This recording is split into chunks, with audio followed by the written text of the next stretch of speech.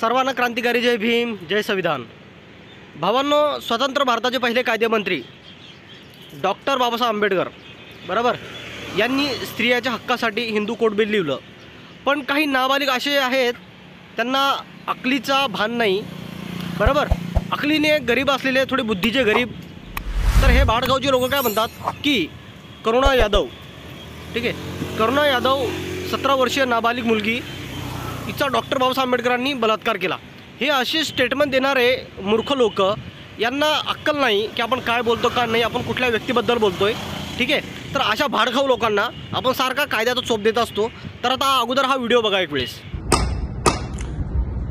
माझ्याकडून डॉक्टर बाबासाहेब आंबेडकर यांना थोडं चुकीचे शब्द वापरले मी, त्याबद्दल मी माफी मागतो, सगळ्यांची माफी मागतो। परत माझ्याकडून असं काही होणार नाही याची मी दक्षता घेतो।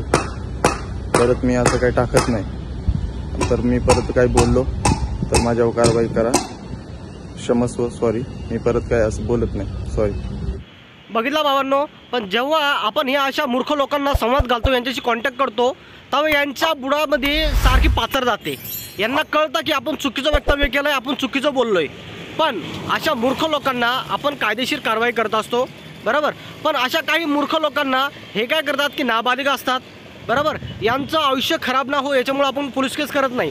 पण बाकीचे जे असे मूर्ख लोक आहेत यांना सपोर्ट करतात, ठीक आहे। बाकीचे असे मूर्ख लोक आहेत यांना सपोर्ट करतात, यांना पुढाकार देतात की नाही तुम्ही लढा म्हणून।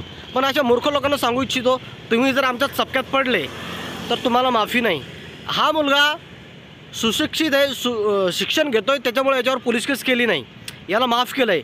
पण या आता खात्री देतोय, याचा नंबर ॲड्रेस पूर्ण आहे आपल्याकडं बरोबर। हा खात्री देतोय की या समोर यापुढे माझ्याकडून अशी काही चुकी होणार नाही, मला तुम्ही माफ करा म्हणून। याचं आयुष्य खराब ना हो म्हणून याच्यावर आपण पोलीस केस केली नाही। पण असे माधुरचोद काही लोक भेटले तर त्याला आपण कायदेशीर चोप देणार।